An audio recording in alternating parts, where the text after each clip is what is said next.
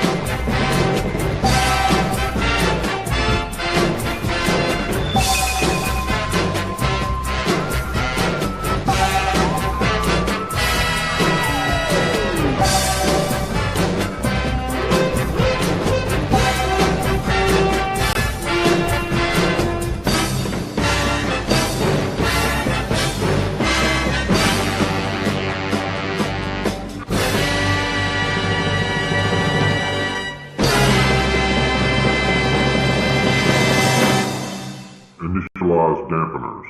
Cut and feed. Begin transmission. This program is intended for mature audiences. Parental discretion is advised.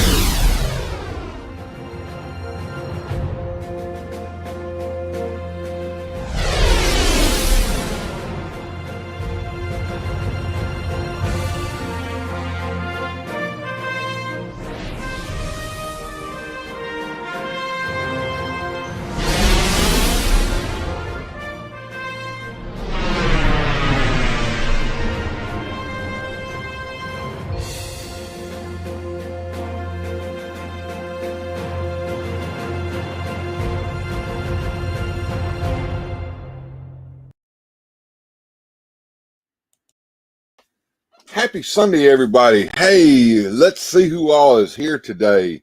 Lax Sivrak in the house. Shaitan's Hammer's here. Radical Mom is here. And we got World Made of Cardboard here with us. And man, we're gonna get going here in just a second. No need for Nightbot to be in there. There you go. I got that set on auto. But yeah, everybody, we're gonna have a good day today. I want to show you custom figures that I made. We kind of previewed them last night. I'm also going to work on a custom figure live on the show here towards the end of the day. Hey, Boba Hicks, good to see you, man. Billy Jack Haynes. Okay. And let's get Joneser on in here because let's get this show on the road. What's up, everybody? It's Joneser, your favorite comic book guy. So let's do this.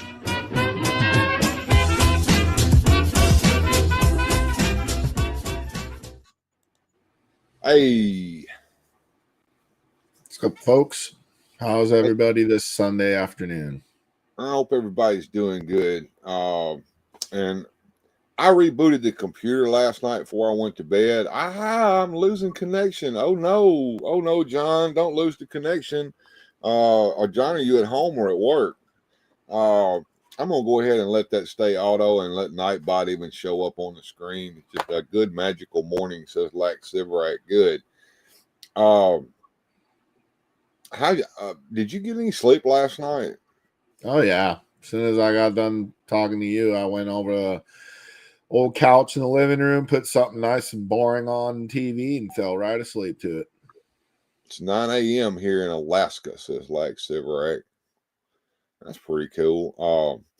Right now, I've got the chat set up so that it's automatically putting it on the screen here so that I don't have to sit here and keep going over there and hitting it. I might have to stop doing that here in a minute, but right now it's just easier to do it like that. We had a few technical glitches last night, but we worked through them, and we had a damn good show. I'm going to tell you what, Joneser. And the last 2 weeks have been pretty good. I know I only did one show last weekend, and I want to try to get away from doing that. But when I have to go out of town, hey, Honor You 83, good to see you. When I have to go out of town on a Sunday, it's really hard to come back and try to do anything. George Valentine, good afternoon, good sirs in chat. Good to see you, Mr. George. And I want to, excellent stream last night, my brother says, like, well, thank you. And I do want to make a big shout out to this weekend's hero, and that is General Lax Siverack from the mothership. Came through at the very last second last night, and this was after I had quit paying any attention to what was going on. My phone goes into sleep mode at 7:30 at night, and it doesn't bother me until 4 a.m. in the morning. But when I woke up this morning and I looked at my phone, I had a message from PayPal.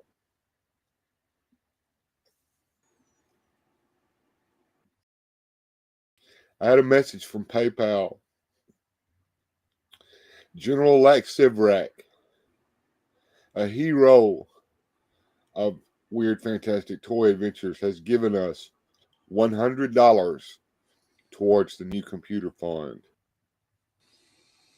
So I want to give a big shout out there to Lax Siverack, and I want to thank you very much, Lax, from the bottom of my heart. I know that that funds for you right now are pretty tight. That's the reason that you're in the frozen tundra of the north and working hard, driving a rock truck and being away from your family for so fucking long. And you gave from your heart, and I appreciate that. And there's no way I can repay you properly except to shout you out like this. Yeah, much love to you, my brother. I mean, that was something else. That was unexpected. It is 2:02 p.m. here in New Brunswick. It's a beautiful day, says Radical Mom. I'm glad it's a beautiful day for you. I want to quickly, if you don't mind me doing this, Jones, or I want to go over here and I want to talk about the tips that we have gotten and the super chats that we've gotten over the last 2 weeks. TK Magic Shop just joined in. You guys are awesome. You're awesome, TK Magic Shop. You are awesome. And even though we've hey Bradazzle, good to see you, hon. Glad you showed up today. I tell y'all, just because that we've gotten this little bit of money over the last 2 weeks doesn't mean that we're going to stop, because I've got a long way to go to get a decent rig in here. I've got to get a kit in here so that we can have better streams, so that we can stop some of the CPU overload issues that we have that cause some of the glitches like you saw last night and may even see today. But I want to go over this tip history real quick, and I want to shout out everyone who tipped us starting in January. In January, Susudio tipped $1. The Cliftons tipped us $10 on January the 3rd. Ocean Breed Salty on January 12th gave a $5 tip and then turned around and gave another $10 tip. Wait a minute, I went down too far. I'm talking way back in June. Sorry, my bad. Let me go back up here. February the 3rd, Gojitron gave $7.84. And he said that gets you halfway to your goal. That was that particular weekend. $50 a weekend is my goal these days. Ocean Breed Salty gave $10 last night, and she gave another $5 last night. She still loves me, even though I opened my Oreo cookies, and we had her laughing her butt off, so she gave us another $5. So that's a shout out from February 3rd all the way to today on Streamlabs. We also had super chats. We had a really crap load of super chats over the last going back into January the 5th. And January the 5th, Radical Mom tipped a $10 Canadian tip to us. Sue Studio did a $1 tip on January the 5th as well. Briscoe 1234 gave Canadian $6.99 so that I would open up the Hall of Justice for us. And then on January the 26th, Radical Mom came through with another Canadian $10 tip. On January the 28th, Sue Studio gave us a $2 super sticker. And then there we go. We got another one. Boba Hicks donated €1.16 through super chats. Thank you, sir. I appreciate that, Boba. Once again, Radical Mom with a Canadian $5 tip there. And then we got Shaitan's Hammer with $1 on the 28th. February 1st, Sue Studio with $1 super sticker. And then Nightwing came in here on February the 2nd with a $15 super chat saying, "Thank you, Bill. Have fun and a safe weekend. Love this channel," he says. And then he turned around on the next day and gave another $5 super chat saying, "Let's have fun tonight." On February the 3rd, Miss Jennifer Poe came in with a $10 super chat. And then Miss Jamie Sanders on the 3rd came in with $1 super chat. And then on February the 3rd, Masters Maniac Mexico came in and made me cry with a Mexican $20 super chat that said a last farewell to a great friend, which is BS in my opinion. He is not. That's not a last farewell. He will be back. A little help from friends will get you there soon enough. Big Bad Bill. Well, thank you, sir. I appreciate that. And then I Like Salt came in on February the 3rd with a $2 super chat for the new computer fund. Every little bit helps. Canadian $7 super chat from Briscoe 1234 just joined and heard super chat since YouTube takes a cut. And it's also Canada land, the money you probably owe this to someone. Well, I'm telling you, every little bit helps, even though YouTube takes their chunk of it. I do get most of that money. So they don't get all of it. Ocean Breeze Salty came through on the 3rd with a $10 super chat. Nightwing with a $5 super chat on February the 4th, and he put a question mark in there for some reason. Don't know what that was about. Don't remember. February 4th, OBS, $5 super chat. February 4th, Eternian Ellipse, $4.99 super chat. This is to do it one more time because, well, it's my birthday. All right. Mike Fee on February 4th with a $1 super sticker. Then we had Sue Studio with a 99-cent super sticker on February the 10th. Gilster 37 with a $2 super chat on February the 10th. And Eternian Ellipse with a $1.99 super chat and a $4.99 super chat. And he was telling me that I had to use the word allegedly when talking about some incidents that happened over in the wrestling. We'll leave it at that. Today is a Sunday toy day, not a late night talking about crap day. And then he gave me that $4.99 super chat for the ad, one of the ads that we showed last night. So that is everybody who super chatted me so far this year. And I want to give you all that big, huge shout out and thank you all so very much for supporting this channel and continuing to support the channel.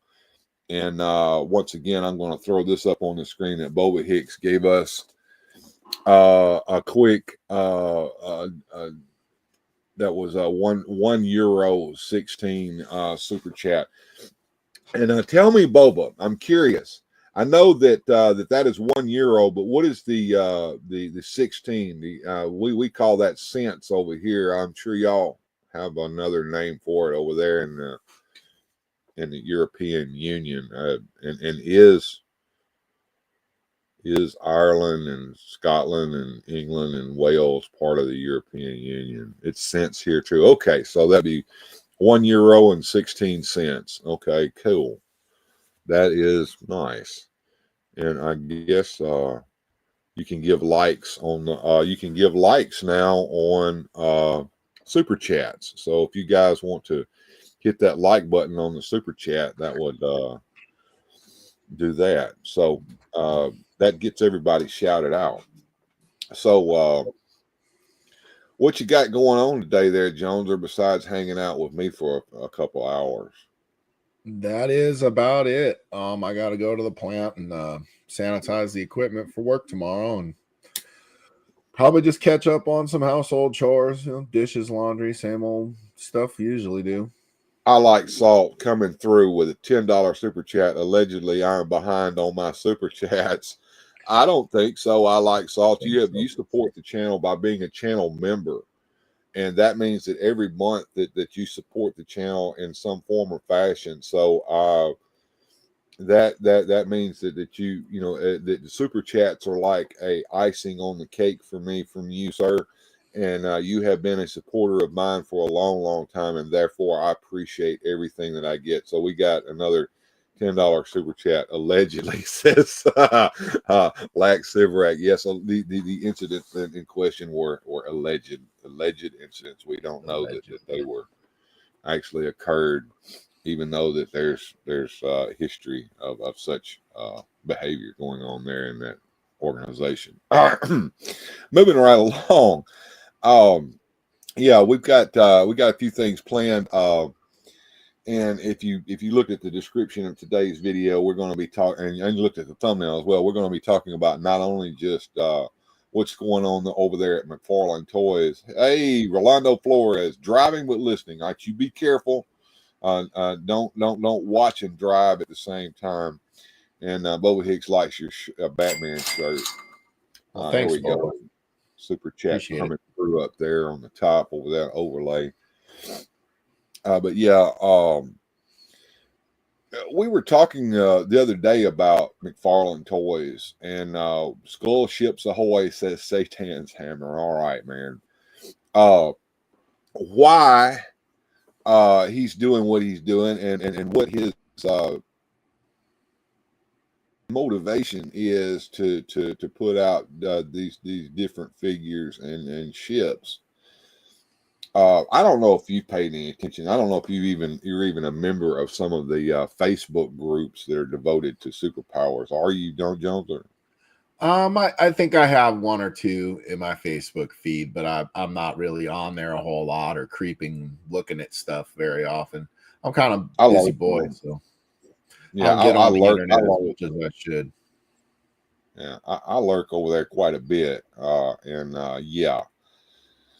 When that Skull Ship hit the shelf, everybody said that it was fake. Fake. You've seen that before. Fake. It's fake. Well, it turned out not to be fake. Those ships did get released over there, starting on the East Coast. There's one right there, a real thing. It happened. So when all the cries of fake were taken away, then we had a group of people who came in and bitched because of the size of the model. Apparently, they thought that that it should be a 1-to-1 ratio, so that Brainiac's Skull Ship would be the size of the Death Star toy was to the Kenner action figures or something, so that Brainiac could sit in it and drive it against Superman and the rest of the Superpowers team. Do you think that was a realistic expectation, and are these people clutching at straws? Well, honestly, I think they're more clutching at straws. That's not realistic. I don't think they get the purpose of the toy line in particular, which is one, why there's limited articulation in the scale of the figures and such, is to keep the price point down. That's how they could sell a figure for $10. The chips and accessories fall into the same thing. They're going to be simple, so they can keep the price point down. Correct me if I'm wrong, Bill. I don't think one vehicle has been over $30. It has not, and it's not going to be.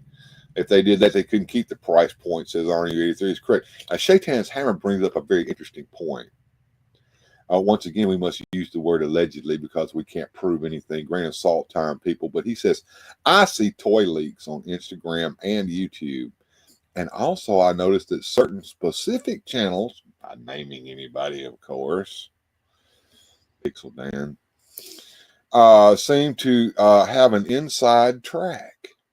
Now, how could they do that, Joneser? Well, it's good advertising. You know, I mean, the toy company sees that they've got an advocate or a fan or a spokesperson who has an audience, and why wouldn't they leak or give this information to somebody who could get it out to the fans quicker? To me, that's just good business. Now, if you're on the end where you're not getting the inside information and your channel's not getting the rub, then I guess I get it. But you know, if I was McFarlane Toys or Mattel or Hasbro or whatever, I would make sure that the people who have an audience would get the info first so we could reach as many people as possible. Well, once again, using the word allegedly, I would think that there would be some kind of disclosure between that channel and the company to get that inside information, and that they might be compromised a little bit on their coverage of that, I would think. But, you know, hey, what do I know? I'm just a newbie here in YouTube. Very, very small, insignificant channel, right? Well, nobody's given you insider information yet, so we'll have to work to that, you know. And I would have to compromise myself in some way in order to get free toys and free information ahead of time, and I'm not doing that. Well, let me ask you something, Bill. You're collecting the Super Powers line anyways. Yeah. If McFarlane himself, old Toddy Mac, picked up the phone and for whatever reason he called you up and said, "Hey, I'm going to send you everything we're doing. I'm going to send it early, and I just need you to get on your show and give me a review. And if you could try to lean into the positive and lean away from the negative, we would appreciate that. We'll continue to send the stuff. You'll be the first one to get it." That'd be a hard deal to say no to, my friend. It would. But if it was a piece of shit toy, I would have to say it was a piece of shit toy, and I would have to let him know that. And wait a minute. If we're going to be business partners, maybe instead of saying it's a piece of shit toy, you may want to phrase it like, well, this could be better. I would have preferred it to be. And then you could still maintain your integrity while still playing ball. I would have to probably bring you in as a consultant on that, Joneser, because you are much more diplomatic than I, sir. When I want to be. I know that. All Music Fan 88 here with us. Hey, man. It's sort of like Geek Dad Life and Mattel has a working relationship. Do they honor you? They do. Do they? I'm sure they do. If they don't, they seem like they do, like he's saying. I've never seen him give an unfavorable review to something. Wow. Good manufacturers should welcome constructive criticism, says Gojatron, and that I do agree with. Good to see you, Gojatron. Glad you joined us today. Shaitan's Hammer also brought up something very interesting here earlier. He said, I'm more inclined towards vehicles than figures themselves. And since scale toy vehicles are my fixation, you know, we're not talking about having a 1-to-1 scale ratio on a little toy that Brainiac's supposed to ride in to fight Superman in the Supermobile, right? I've yet to open it, but I've seen what it looks like when it is opened. I don't have the Brainiac figure that's going to go inside it yet, but I've seen he can either sit in there or he can stand up and be like, you know, it's I don't know, floating platform for him to stand on. But I mean, it's going to do what it needs to do. I don't know what you're I mean, if someone's expecting some giant spaceship, like, are you willing to pay $70 for your giant spaceship? Or more, $100. That thing's $19.99. I think for $19.99, you get plenty of plastic there. Absolutely, I agree. Now, I had something up over here that I thought that we might enjoy looking at here. Let's see where I put that. It was right here. This is anything with a skull is cool. I agree with that, Lack. This is Jason Goyer's old Super Powers blog. Jason Goyer, aka the Toy Otter, the man behind the Power Stars and the Long Box Heroes action figures that are in the same scale and style as the Super Powers figures with significant betterments to them. The original's nice, absolutely.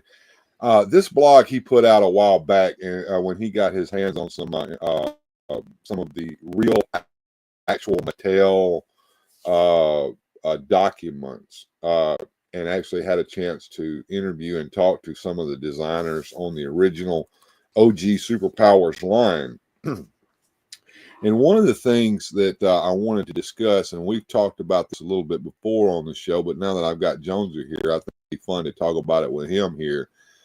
There was a proposed fourth wave that came out that they were talking about before the line was canceled. And I've noticed that Todd McFarlane, in his release schedule for figures and vehicles, is actually mining this. So if you're wondering where some ideas he's coming from, and I'm not talking about shit like Gimp Batman. That's Todd McFarlane, just the way he does. I had a 60s Batmobile in the 70s, and to be accurate, just play with it without a Batman, just imagined myself as Batman. Yes, there is the figure in question. If you'll see here, some of the figures that he's released already are here on this list of figures that could have been released at the time. As a matter of fact, let's look and see. First of all, John Stewart was released in this line. It was proposed for a fourth wave, and as you can see here, they called him Black Green Lantern in those days. Going back over here to the list, there was another figure that was released in that particular wave, and that was Deathstroke the Terminator. So if you're wondering why some of the figures that are being released in the line, I'm almost 100% sure, Joneser, that he's going down the list and looking at this and seeing figures to pick out. What do you think? Well, I think you're right on that, and I also think he's cherry picking. Like you notice, we didn't get Vigilante. You know what I mean? Yes, we did. Ones that yes, we did. Yes, we did. We got Vigilante and Peacemaker, as a matter of fact, in that 3-pack along with Judo Master. Oh, well, how about that? I didn't even know that. So, yeah, he did release Vigilante, and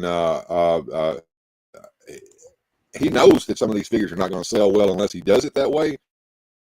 So suppose he decided to do old Manhunter, which that's a weird figure to begin with. I'm kind of confused by the they came up with picking out this figure, I guess for the look and design, I guess.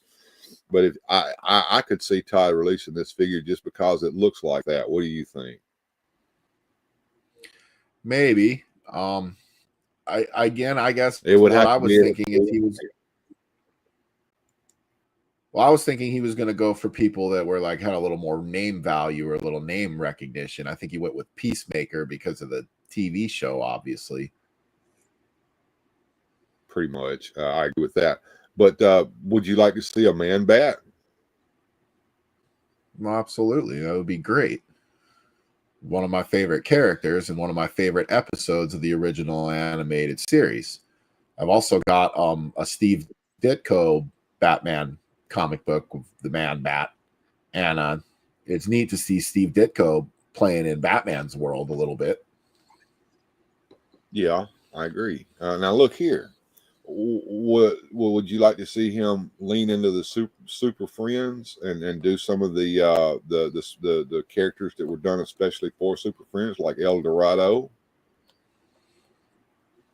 Quite honestly, I'd rather see someone like Harley Quinn or Supergirl than El Dorado, which is a character I'm not. I would like to see some female. I would like to see some female figures as well. We'll talk about that in just a minute. But yeah, there's a whole slew of female figures that I think he ought to do.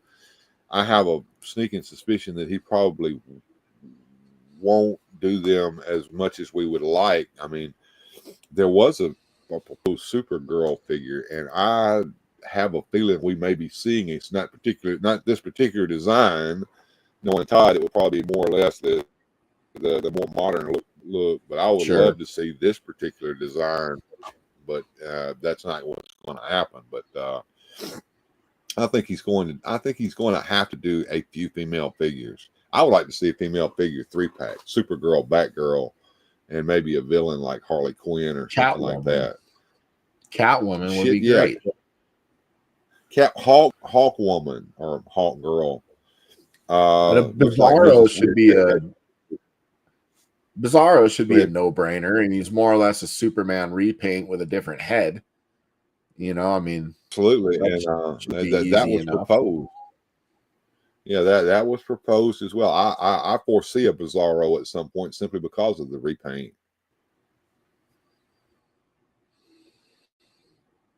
Moving back down the line here, I would like to see a Mr. Mxyzptlk figure.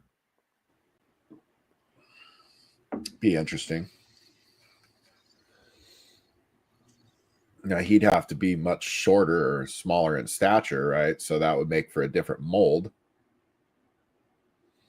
Would and that he's not above doing that though. What about a creeper figure? Would you like to see a creeper figure in the line? I would like to see a creeper, but not at the expense of not getting someone like a Lex Luthor or a Joker or somebody else that's with a little more name recognition or would fit into the line better. I don't know what I would do with a creeper Superpowers figure other than just stick them on the shelf and go, it's neat that that's there. Yeah, that's true. Now, speaking of stuff like that, I have a feeling that the Legion of Doom is going to come out in their entirety, or at least most of them anyway. We've already got started with Black Mana, and we've got one other member of the Legion of Doom already as well. Sinestro. So out there. I foresee a Lex Luthor in his Legion of Doom Super Friends outfit coming out at some point in the future for sure. I would like to see Captain Cold. I damn sure want to see that. Captain Cold. I want to see him lean great. Cheetah.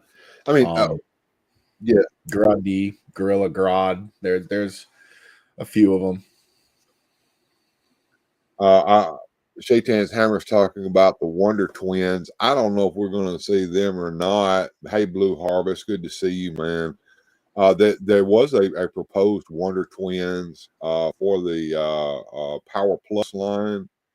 There's the design for Zan, who would have became an ice monster, and of course, if we do Zan and Jan, they need to do Bleep or Gleek, the super monkey, whatever his name was.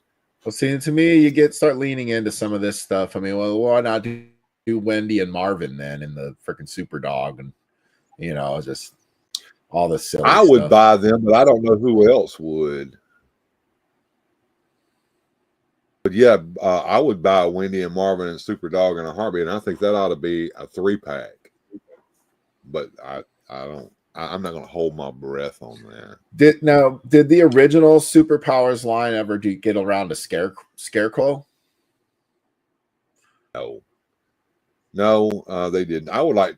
There are a few Batman villains that need to be in there. Catwoman, of course, is at the top of the list. Scarecrow, because he's in the Legion of Doom, and I want to see he was prominently featured in the cartoon, so I'm kind of surprised. He got even a solo episode, I think, and some of them.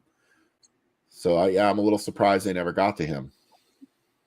Yeah, I think it's coming. I think it's coming.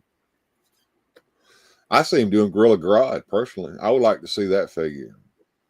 Same. I would like to see a Solomon Grundy figure. How hard would that be? I mean, we've already got the buck for it with Kilowog, right? Yeah, I've seen that before. That figure came from what line? Tell us. I want to say it was a Happy Meal toy or a Burger King toy or something. Okay. Yeah, I mean, it fits right in with them. It's the right scale too. I've seen it on your display. Now, we're looking at a weird character here called the Rocket Man. and he was going to come with a jetpack to make him fly in space, and he looked like he's wearing a space suit. And there's a little American flag there embossed on his spacesuit. Everybody was wondering what the hell Rocket Man would have been and why was he proposed for the line. Well, I moved down here. In the Super Friends cartoon, Steve Trevor showed up wearing a very similar outfit. And look there, he's even got a jetpack rocketing around on it. Could that have been who Rocket Man would have been as a Steve Trevor figure for Wonder Woman? That makes sense. That's the way I probably would have played with him if he actually came out. And going down here to the proposed vehicles now, some of this stuff doesn't make any sense. We'll start with the Cyborg crawler here. I don't understand. Does Cyborg need to have something to ride in? Maybe. Not as much as Superman did. Nah, I hear you. I mean, the evil cat crawler. I don't know. I mean, the different design. I mean, these guys were. I think they were throwing anything at the wall to see what would stick. And one of the things that hit the wall and landed in the floor with a thud was Dr. Fate's fist fighter. I don't foresee any of these vehicles coming out. I mean, we could go on now. The jump jet, on the other hand, that would be like a VTOL craft that members of the Justice League that can't fly could fly, kind of like the old Delta Probe 1. No, here we got the Riddler taking it. So yeah, that's I guess that little circle there is a villain catcher of some sort. How they capture him. Yeah, well, I think that's what that was. The hand of fate. That's for the fist. Was the hand of fate. You're kind of getting kind of funny sound in there. I'm not sure what's going on with the sound here, but bear with us as we have a few connection issues, folks. Snooper Scout, I don't understand this vehicle at all. Weird. I'm not saying that any of these vehicles will be produced. This one here doesn't make a lick of sense. If Superman can fly, why does he need a glider to fly in? So they could sell you one.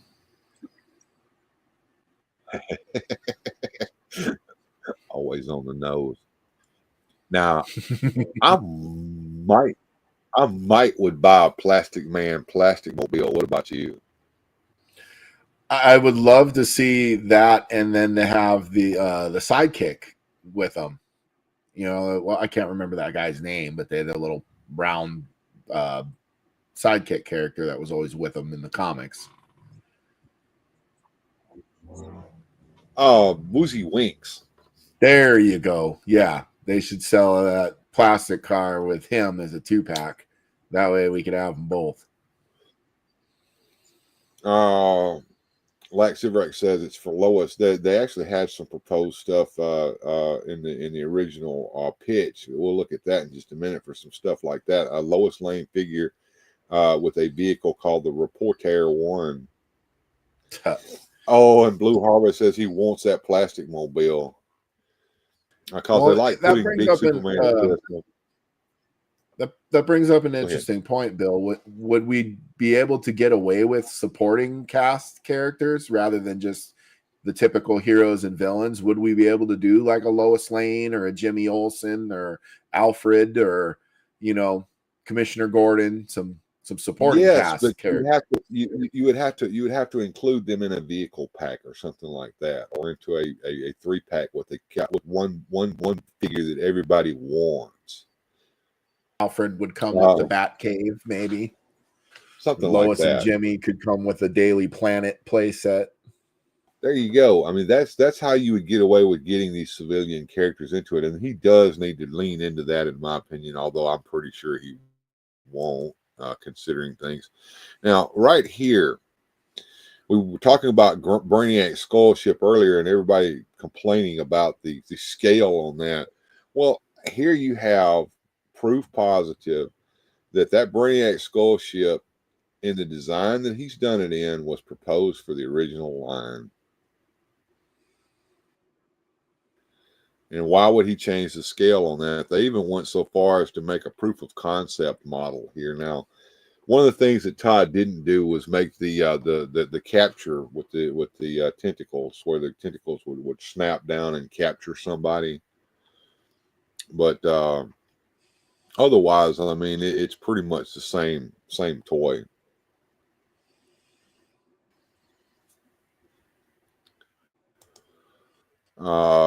Moving like down here.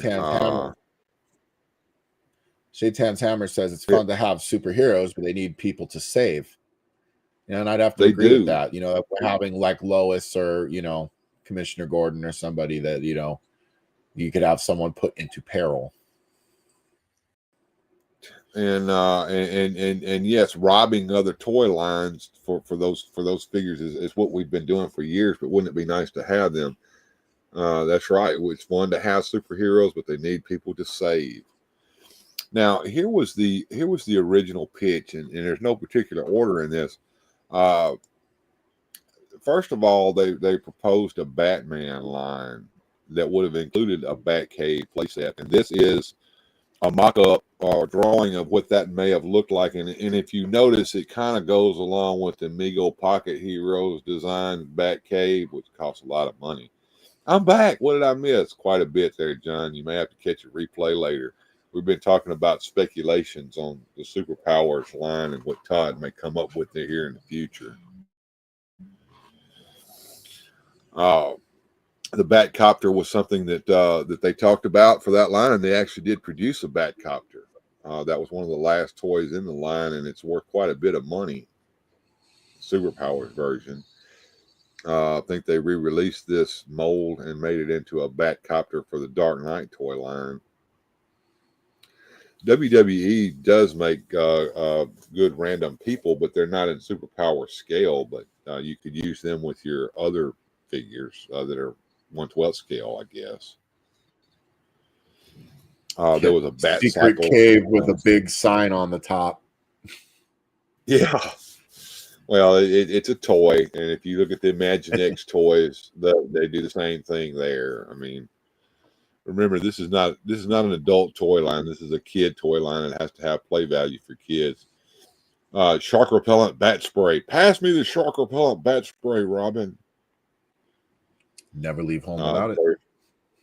There's the original pitch design for the Batmobile, and it would have had ejection seats in it. That would have been kind of neat. Bugging him, you know, he'd be like, "Holy hijinks, Batman!" He'd be like, "Man, get out of here, kid!" Oh. Batman's cruising solo. And the Batplane design here is almost pretty similar to the Batwing design that old Toddy came up with. Paula says the Batcopter is cool. Yeah, it is. She likes that Batcopter. And look at there. There's the proposed design for a design that Toddy leaned into, the Whirly Bat. The Imaginext stuff looks really good, a lot going on. It is. I was looking at some of that today. They actually had a Legion of Doom playset in the Imaginext line. Hall of Justice, too, if I'm not mistaken, and Batcave. A bat signal. It looks like Robin could sit on the bat signal and project it. I don't remember the bat signal ever having a chair behind it like that, but that's kind of neat. How about a rooftop playset? No, there you go. And what about leaning into a Teen Titans line, starting out with a Teen Titans Tower playset?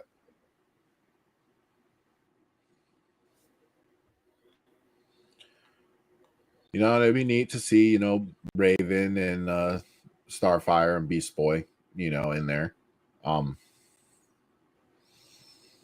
That wouldn't be a bad idea.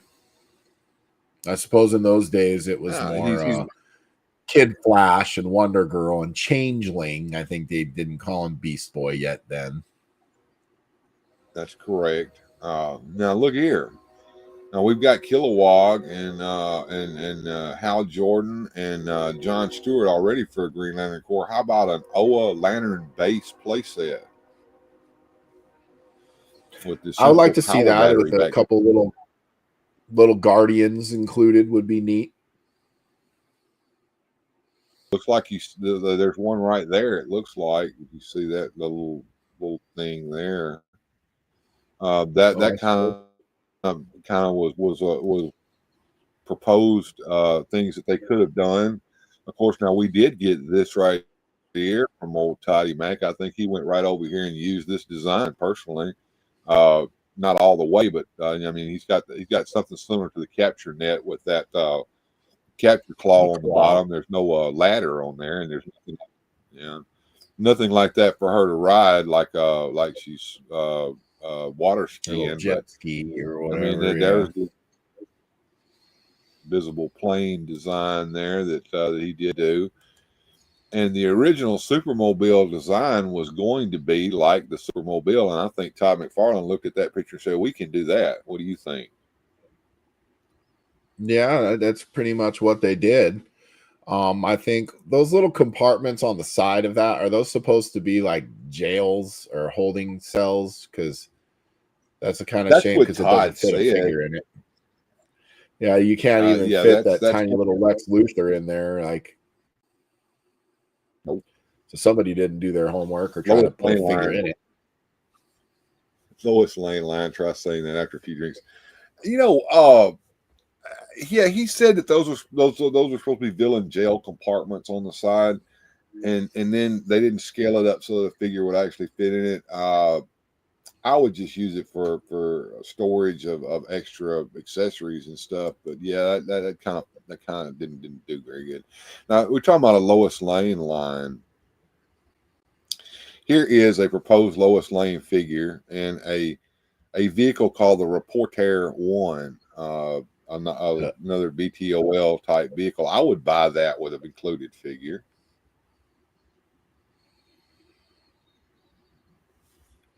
I don't know, reporter and a jet. I mean, I guess if you're going to do Lois Lane, I would rather see her with a train track to tie her to or something. No, perils with Pauline. Oh no, I'm tied up. I just put me on the railroad tracks. Don't worry, Lois. We'll be here to save you. Dun, dun, dun, dun, dun,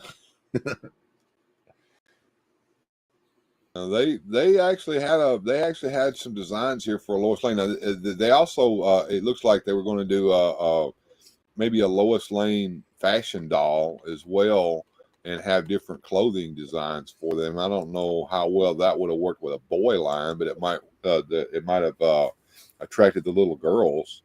Here is a Supergirl where you could put different clothes on her as Linda Danvers.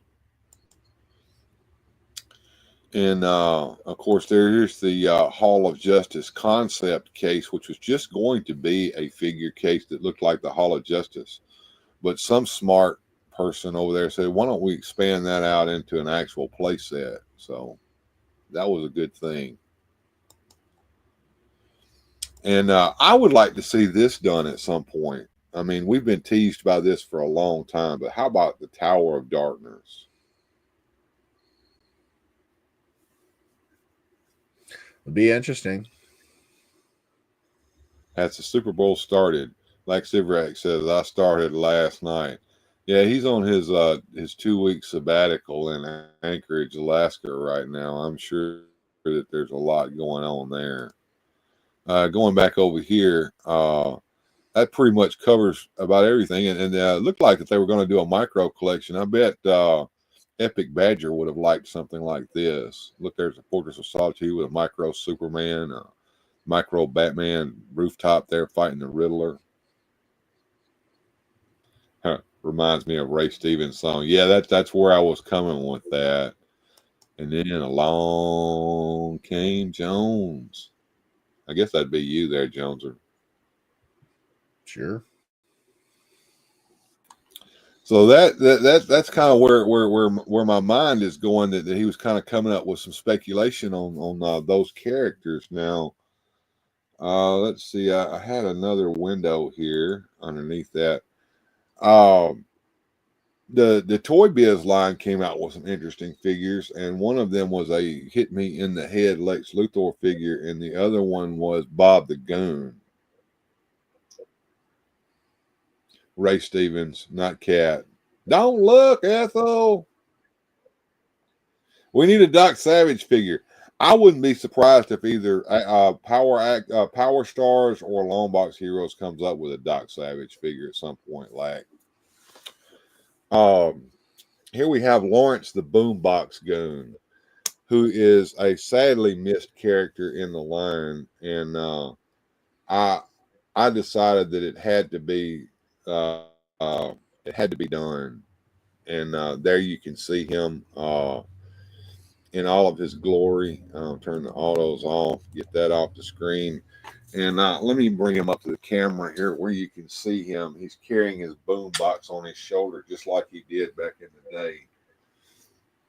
Here is Lawrence the Boombox Goon, and he's got his boom box with him. And what I used was the head off of Hit Me in the Head Lex Luthor. So pop that head off and pop it on Bob the Goon's body. Add some shades and a nice Fu Manchu mustache, and you're ready to go.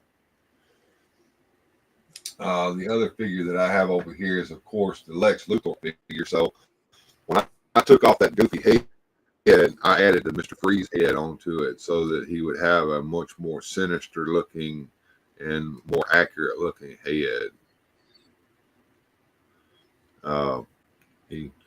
He still almost does still hit himself in the head, though.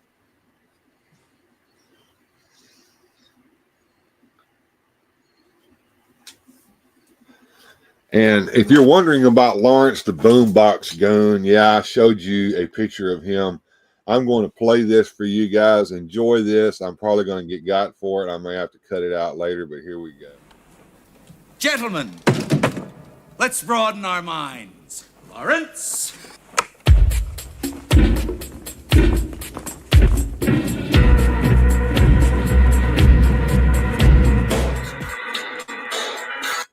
Yeah, I could have played the whole thing, but that gives you an idea. You know, Lawrence back there with his boom box on his shoulder, playing Party Man.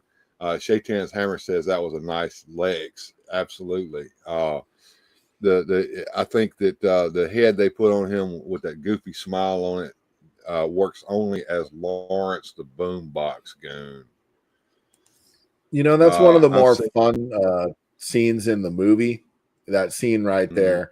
It really gives you the Joker is a villain where he can be sinister, he can be dark, but he can also be fun and gleeful and do wrong things that are hilarious.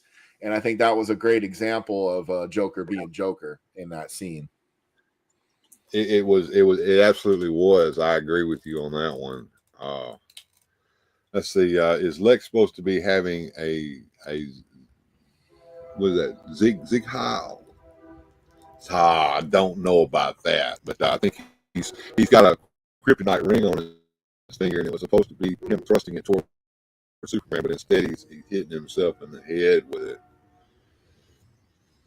And I love this film. I do too. I might even watch it this afternoon with my wife when she comes home. Doc Savage was an OG superhero. He absolutely was. And he was also the first to have a Fortress of Solitude.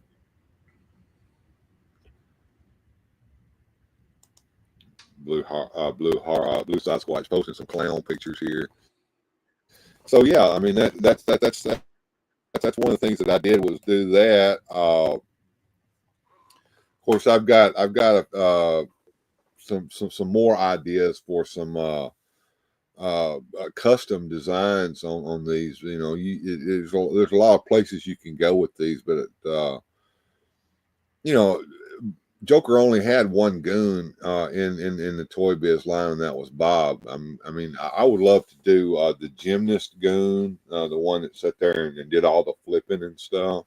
And there was another. Yeah, there was another one that had like knives. That was like the best fight scene in the movie. The guy did all the screaming and swirling the swords, and he ran right at Batman, one front face kick, and it was all over. Yep, that's a cool scene. Was a cool scene, wasn't it? The other goon, I think, right. that we talked about this off camera, but another goon I think that didn't get a lot of love and maybe should have got a toy spot, and he probably put hands on Batman better than anybody in any of the Batman movies, was that bodyguard at the end scene.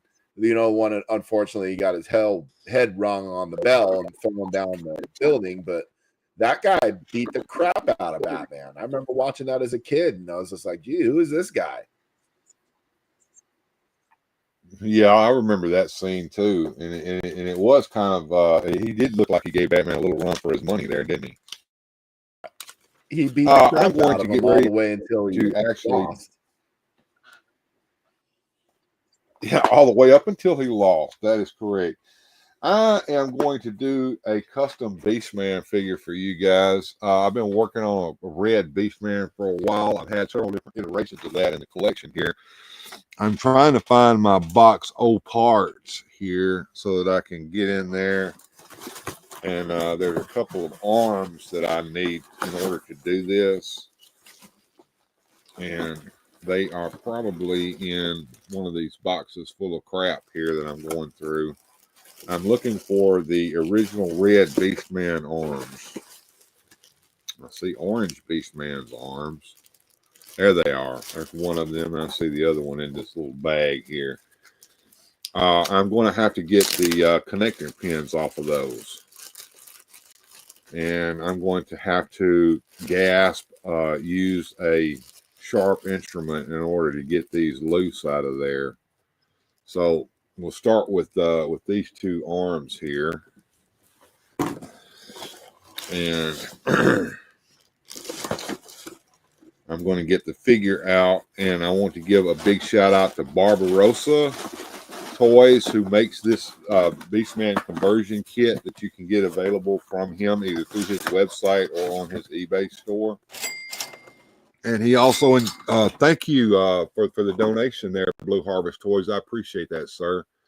It's good to have our donations coming in like that. Good deal, man. Thank you, sir.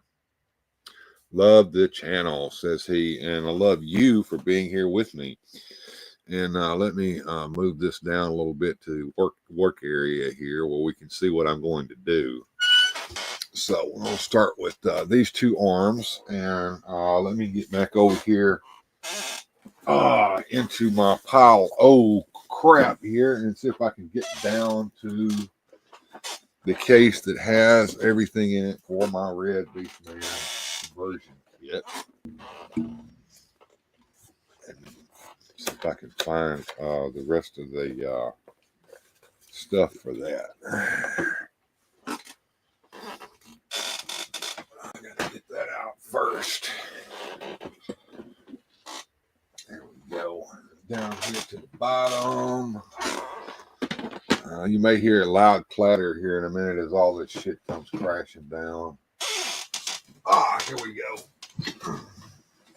As Bill went digging through his toys, there was such a clatter, and Joneser looked and said, "What's the matter?" Found him.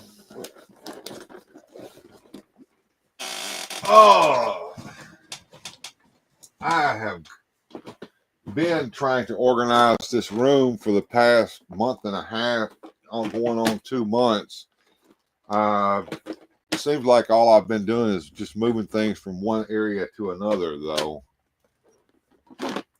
And my wife went into our spare bedroom and took a whole bunch of stuff out of there and added to the pile over here in the other room. But she found some things that I've been looking for a while, such as some boxes for some toys that have already been binned. I'm going to have to get those back out and see if I can't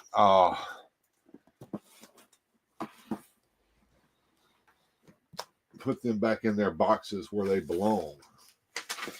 Okay. Getting over here. I'm going to take us off the screen there for a second, so that it's just a toy cam. You should still hear us. Can I let me know, people in the chat, if you can still hear us.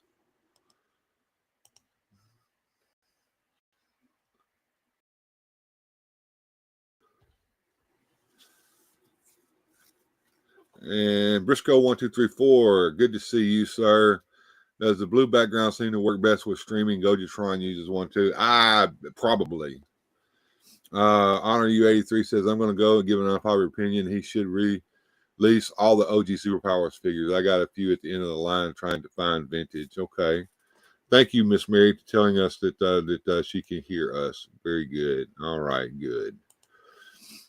All right, so here is Beastman, and I've already begun putting some of the stuff on him. The kit came from, oh, goodness. Let me get over here where I can work and try to work on camera a little bit as well.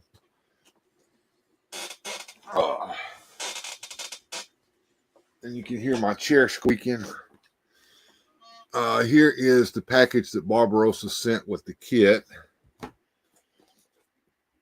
And inside the box was a set of instructions on how to do this. You still with me there, Joneser? I am. Good. Here's the instruction sheet that Barbarossa sent. And inside of here is the rest of what I need. Now, he also included this head that he made. I'm actually using Lee Customs head that has the open mouth Beastman version on it. I like it a lot better. So, and Barbarossa also crazed look in his eyes in that other head you just showed there. Well, he's pretty much got that same look over here too, doesn't he? Yeah, but it just gives a different effect with the closed mouth, I think. True. Now, Barbarossa included this little card here as well to make sure that we let our figure get to room temperature before we start trying to play with him. So, now what Barbarossa included here was that head that I showed you, but he also included this fur piece, I guess vest or whatever design that looks more closer to what you saw in the mini comic with the bigger spikes on it. And he included the correct arm pieces with those big horns coming up out of them. And Barbarossa's got some better looking feet. These are Lee Custom feet that I have on him now. We're going to take those feet off and we're going to replace them with the new furry beastly feet that Barbarossa's done. Now to do that, I'm going to have to get some hot water and take care of that. And I'm going to have to get something to lay down here to protect my work area from getting messed up. Excellent figure, Bill. Thank you. All right, Joneser, if you don't mind, I want to play a few commercials here. That works for me. All right, let me grab a OG commercial break here and put that up here for us to watch while we're doing that, and we'll come back and I'll have my water ready and stuff. And now, this message. The ultimate evil, Darkseid, attacks. His horde of villains spread chaos and destruction. But now they face Earth's mightiest heroes. The Superpowers Collection explodes into battle. It's Kenner's Superpowers Collection. Figures with power action, each sold separately. Who's Batman's friend? It's Firestorm. Squeeze him. His power action will destroy evil. Evil like Calabac with his Beta Club or Desaad with his lethal shock machine? We shall see. The Superpowers Collection. Batman, Firestorm, Calabac, Desaad, and other figures with power action, each sold separately from Kenner. Introducing that king of fun, the one who's okay with us kids, the Magic Burger King! In person, Yay! I'm the marvelous, magical Burger King. I can do most anything. Now watch me, kids, when I twist my ring like magic. We're at Burger King! Is more magic Burger King? I'm the marvelous, magical Burger King. I can do most anything. I love magic and food that's fun. So I'll make a burger disappear, make it come back here. Turn apples into pies right before your eyes. Turn onions into rings. As we can see! Put a shiver in the shake. It's easy for me. I'm the marvelous, magical Burger King. I can do most anything. I love magic and food that's fun. So You got fun, fun, fun for everyone! Burger King, yay! Day after day, Toothopolis stands behind its beautiful wall of teeth, ever vulnerable to the cavity creeps. We climb to make holes. The cavity creeps. I'll call the Crest team. The siren! The cavity creeps must be near our beloved wall of teeth. Yes, at the upper back molar. Hurry into the Crestmobile. Crest, protect us! This is a good spot for a big hole. We must fight the cavity creeps with our fluoride. Take this, cavity creeps. Crest! No! Drop that crest. Yay! Toothopolis is saved! The cavity creeps are a constant threat to every Toothopolis. So you must fight with us. Have regular checkups. Watch treats. And brush after every meal with C-R-E-S-T.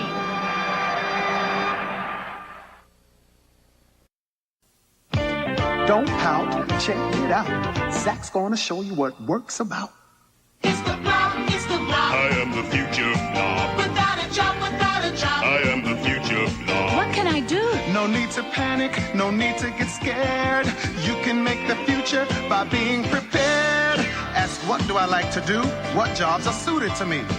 I like to skate. I like to go bowling. But my favorite hobby is cutting and sewing. You can get going, plan a business sewing. It's your job, your future job. There are many jobs you can train for. Seamstress tailor, costume designer, alterations, pattern maker. I am the blob, the future blob. It's no blob when you plan for a job. Don't be afraid, make a career and get paid. Do your job, plan for a future job, and you won't fear the mean no future blob.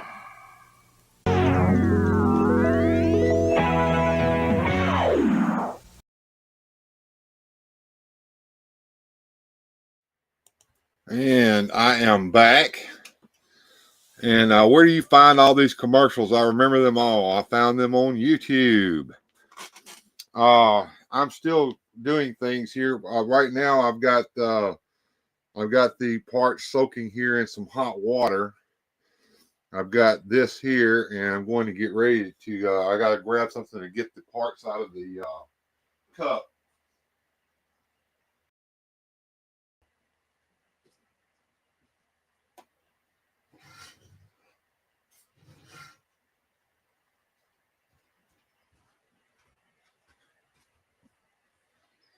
I'm going to use the oldie spoony here in order to spoon them out.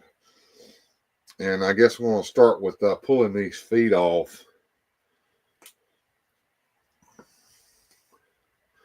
And I've got new feet to go on here. And we'll just get those feet right on in here. Come on, go into the foothole.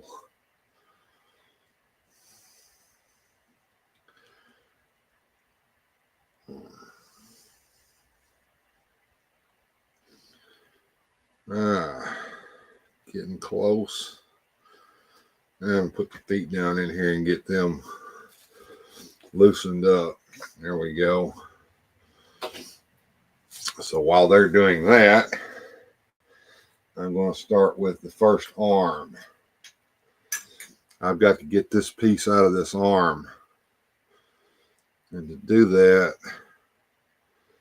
I've got to cut that tab in there that's holding it in there and see if I can get that finagled out.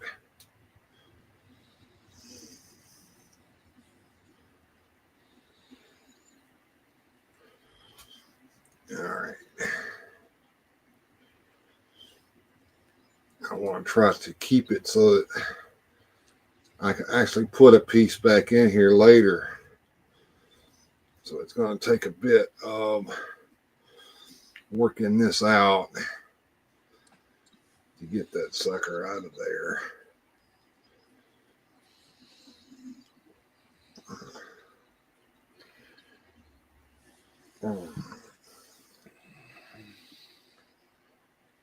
Jones, or you might want to interact with the chat a little bit so that we're not just dead time while I'm working here. Sure. Most of them are just commenting on the commercials. One was we got World Made of Cardboard saying I'd like to go back to what Burger King was good and then brush my teeth with some Crest. Yeah, I'm gonna have to make some more commercials. I've got more commercials to make breaks with. I just haven't got a chance to cut them together into commercial breaks. But apparently everyone does like the commercial breaks that I do. I'm gonna have to go get some tools to try to prize that out with. Continue talking to them while I do that. Sure. Well, while Bill's messing around looking for what he's looking for, I myself am not much of a customizer. I have done a couple little things just buying coats for Dick Tracy figures and whatnot, but I am not one to take things apart, cut them up, paint them, or alter them as such. But I am starting to dabble a little in wanting to do of such things. Yes, Lack, doing whatever it is that he's doing. Hopefully not cutting himself with that little scalpel deal he's got there. You know, I've been known to do that before in the past there, John, so don't you worry. You might get to see some blood before the day's over with. Well, you got a little towel there or something to soak her up with.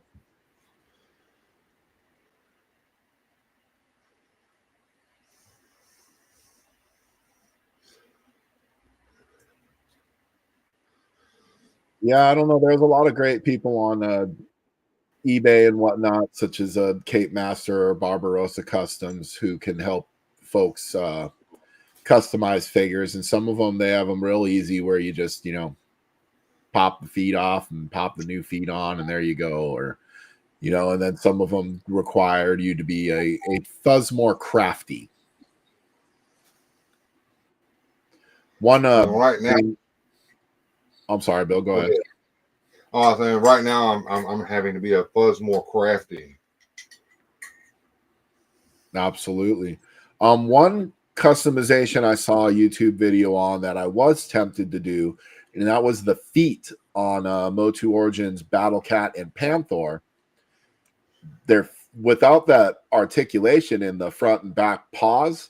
You really can only stand that thing up like a horse, and that's basically all you can do with it. You can't get it in a crouching, sneaking cat-like position, much like you can with a Classics or Masterverse Battle Cat. The Origins one's just kind of goofy because all it can really do is just stand straight and tall. It can't bend, it can't creep, it can't lurk, it's not in that crouching hunting position like the original toy was. Right. Of course, the original toy had zero articulation, where at least with this one, you can move the legs and the mouth and the tail and whatnot, although be it you're very limited with what you can do with that cat.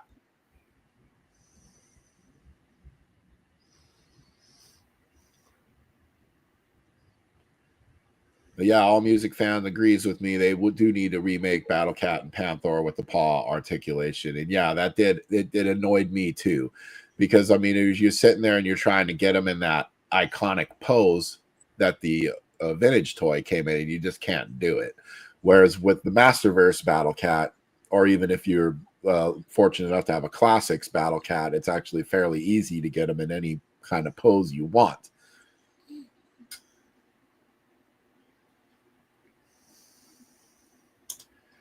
And yeah, the Masterverse one is fairly affordable and fairly easy to find, but unfortunately, as far as size scale compared to an Origins figure, it doesn't really work. He's a little too big. This is probably one of the hardest parts here is getting this little piece out of here in order to attach the arms. So this is probably what's going to take me the longest in order to get this out of here. So just bear with me as I try to get this loose from in here.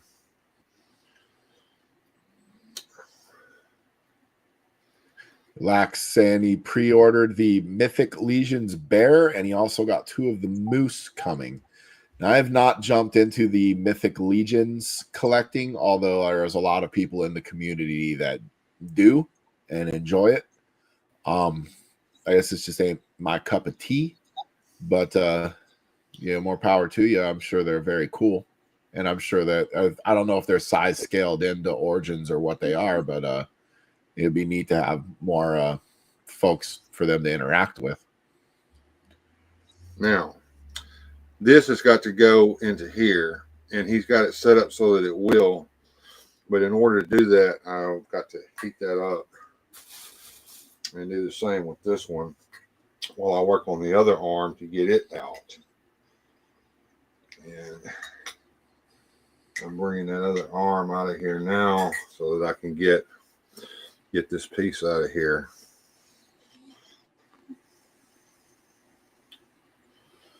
And here I go. So, Bill, I'm assuming the entire purpose of this venture is for the Beastman to look more like the mini comic Beastman of your childhood that you would prefer the figure to look like. That is correct. This is what I wanted to do the first time when I got this out of here. This one here came out a lot easier than the first one did, didn't it, folks? Well, now you know. Huh? So now you know, and knowing is half the battle there. Yeah. They got a fire horse for a 6-inch Boba Fett and an evil black horse for a 6-inch Vader. That's pretty cool there, Lack. Now, we will start with the first arm I throw down in here to get it warm. And I've got to put this piece in here, and boom. There we go. Done. And do the next one. Same way. This piece in here. And boom, done. And what I like about Barbarossa's stuff, it's all resin. It's not 3D printed or anything like that. So, and it works well with the water, hot water, or you could use a heat gun, I suppose. Now I want to put those furry feet on his legs here. So we'll start doing that. I wanted to heat them up so they pop right on instead of having to sit there and struggle with them and maybe even accidentally break something. Now there's his feet all in place, big old furry feet. Now, these have to go into the upper arms. So back into the hot water, everything's got to go to get it ready for that. And my back is starting to kill me. So I'm going to come over here for a minute and rest my back and see what folks are saying about what's going on. I hope you guys are enjoying it. I hope I'm not losing viewers as I'm sitting here doing this, but a lot of people have wanted to watch me do customs. And I thought I would do that today on the show. Once we get the arms together, we'll be ready to put the figure all together. I see you moving in and out there, Jones. Or have you? You were talking about the Dick Tracy stuff, so you started dabbling a bit with customization, have you not, there, Joneser? I've got some ideas. I did order a green trench coat from Cape Master. I want to make a Pat Patton figure. I feel like that was one that he was featured a little more prominently in the movie and in the book adaptation of the movie, but he didn't get any love as far as an action figure. That Dick Tracy line was very villain heavy and didn't have much for heroes or the good side. So it would have been nice to have a Pat Patton figure.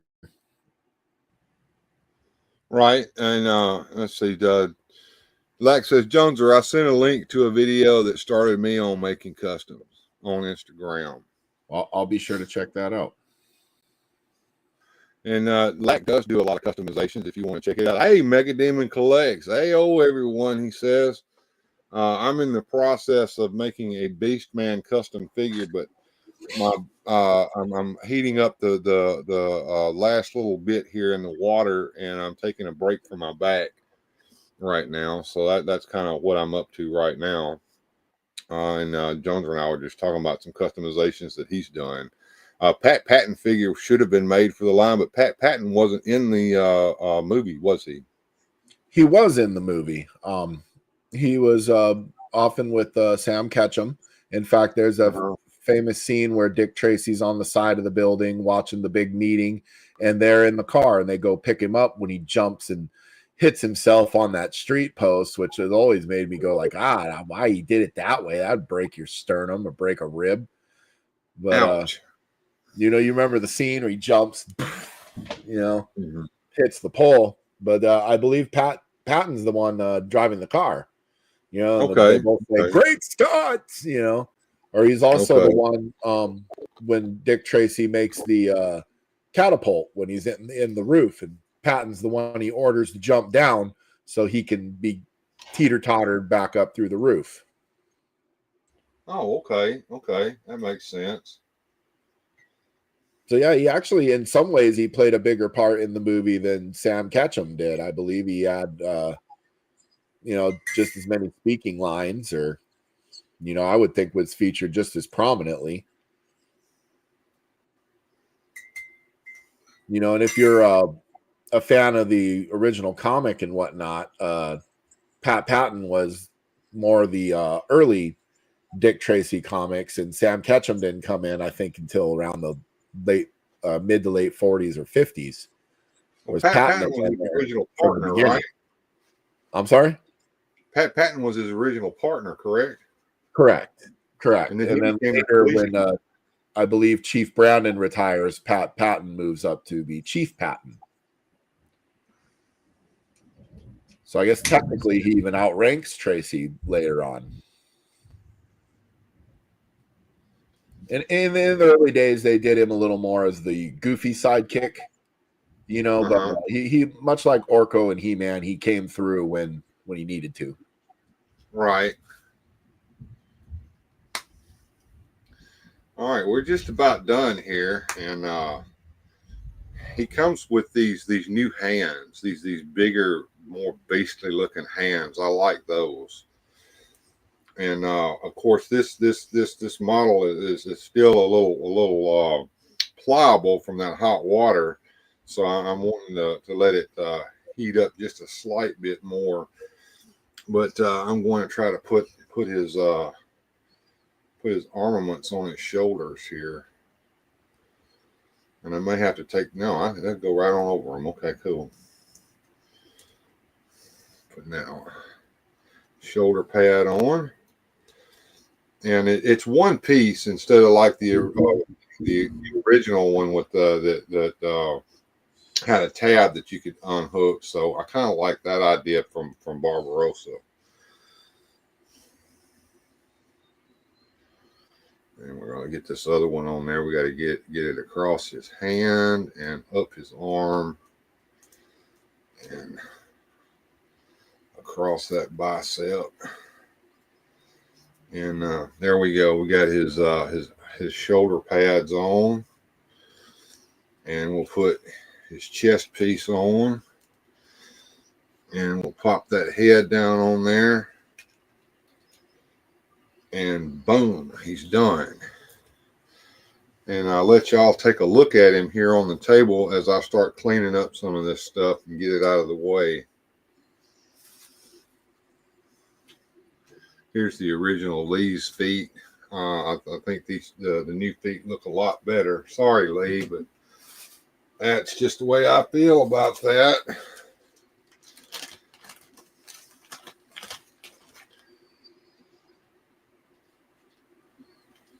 And put the feet here in this little plastic bag.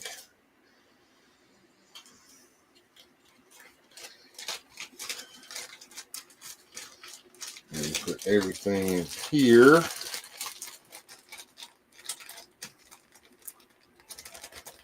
And I'm going to put all of these pieces here in the box that Barbarossa sent me the kit in. And that way I can keep them all in one place.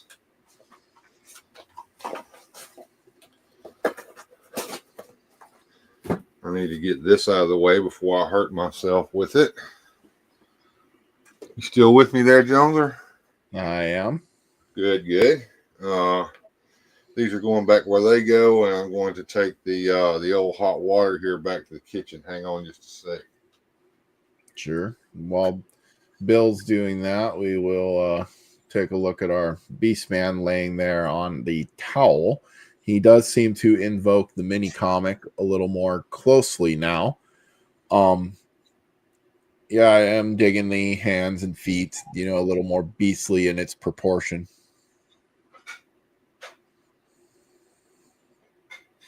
Lack was asking if I'd tried removing the legs from the Dick Tracy figures and then permanently attaching them inside the cars so you can get two figures in there. I have not tried that yet, Lack, but the idea is sound, and to get a cheap Tracy and Ketchum figure, you know, without any accessories, you can probably pull that off for less than $20, I would guess.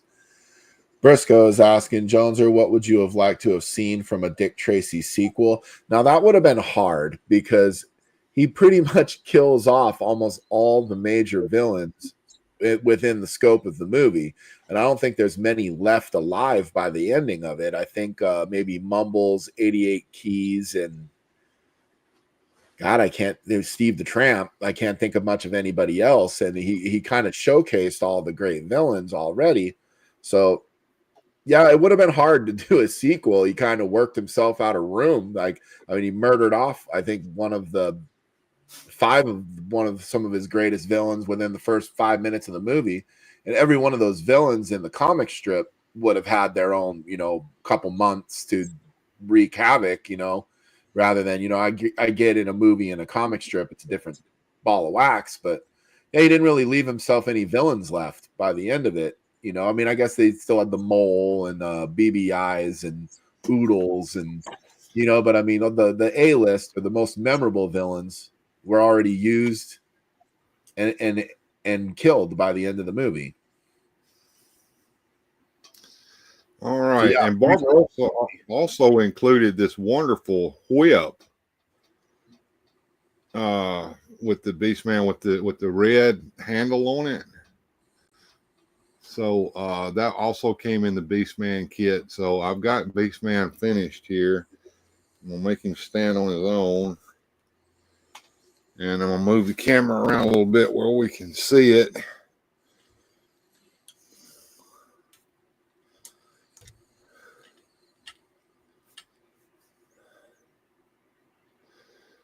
There we go. And we'll see what everybody thinks about that.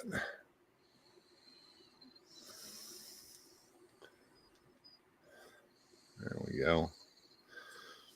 And that is Mini Comics Beastman. And I think that that's an excellent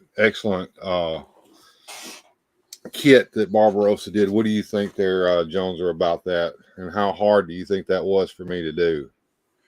Well, it didn't seem to take you very long. I do not know as far as difficulty, but looks like you got the result you wanted. He looks great. Very nice. Yes. The hardest part is getting those arm pieces out of the old figure and into the new ones. Easy peasy, says like Siverac. Yeah. Yeah, it was a little easier than it looks a little easier than it actually is.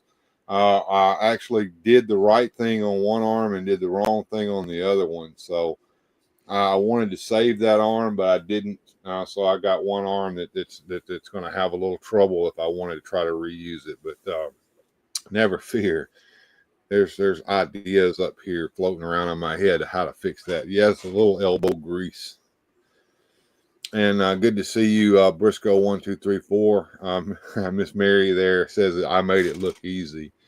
Yeah, I guess you could say that. But you know that's just because I've done this a while. The hardest part was the first pin. It made it look easy. Yeah, that was the hardest part. Once you do it that one time, the other one was a little easier. But that is probably the best looking red Beastman figure that I have ever seen out of any of them. And no, I didn't do anything except assemble him. I give all the credit to Barbarossa for making this kit and making it available to us. Well, I think that's about everything that I had planned to do for today there, Joneser. I'm kind of looking at 128. So we've been on for about an hour and a half so far. So that's for a Sunday show, that's pretty good. Is there anything else you would like to cover there, Joneser, before we start feeding ducks or anything? No, not really. I was enjoying, talking some superpowers and talking some customs. It was neat to see this process, of them assembled. It was cool to peel back the curtain and see what Toddy Mac might be looking for the future of the superpowers line. I guess my only question to you before we go get out of here and enjoy our Sunday, is there any figures for the superpowers line that you would like to see that was not peeked at or not spoken of? Maybe somebody that didn't get any love that you'd like to see. Zatanna would be good. And Black Siverac is asking me any recommendations on paint for action figures. First of all, the paints that I would rather to use are no longer sold, and that's the hobby paints that Testors came out with. It came in the bigger bottles. Paint Masters, I think, was the brand imprint on those. Tester model kit paints with the small bottles, they work well if you get the matte finish ones instead of the gloss ones. Now at Walmart, they sell acrylic paints over there in the craft section that work very, very well on plastic. I say Walmart. Go to Walmart to buy your acrylic paints. Do not go to Dollar General. The paint that they make at Dollar General is shit paint, and it doesn't stick. It doesn't work. Yes, Harry Beastman was his name, and he was one of the astronauts that came on with Marlena in that storyline that was in the. I think Todd covered that pretty extensively over there on Hebrew here recently. So if you guys want to read the original Filmation Bible or see or listen to Hebrew tell about the original Filmation Bible, he actually had an AI Hebrew read it out. I thought that was pretty neat over there on Todd's channel here recently. I've read it before. It's an interesting read. I want to say in that same spaceship there was Evelyn, who would later be Evelyn, and then I can't remember what name they had for Triclops before he was Triclops. And he was had glasses on, I think, and then everything. We're feeding some ducks right now. I'll let Joneser tell you what he's got on the burner coming up for the future on his channel, and then I'll sign us off. Well, I'm still running the giveaway or contest here for our buddy Eternian Ellipse. If anybody's interested in winning this graded comic book, you can check for details on my channel for how to enter for that video. And I am hopefully going to complete today a unboxing or opening of this skull ship. That was on my plans and my to-do this weekend, and that can has been kicked down the road over and over. So that's about all I got.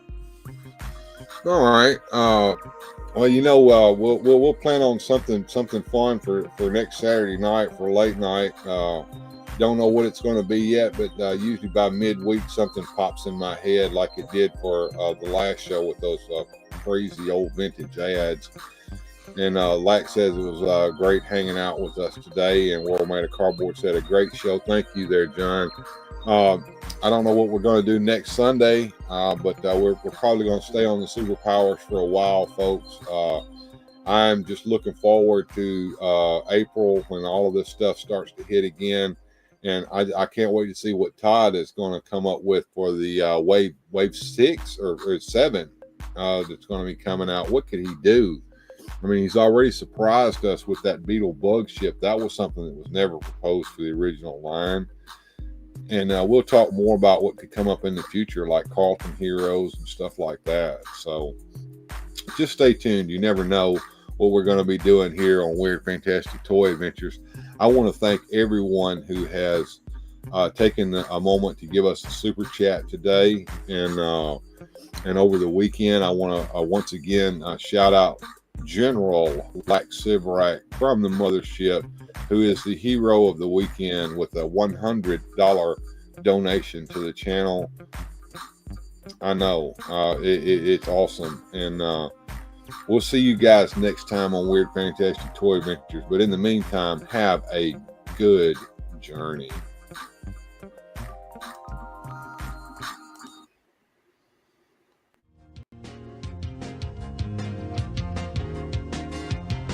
Special thanks to the channel supporters. Without your help, these adventures would not be possible. Thanks for watching. If you enjoyed today's adventure, please hit like, subscribe, and share the video.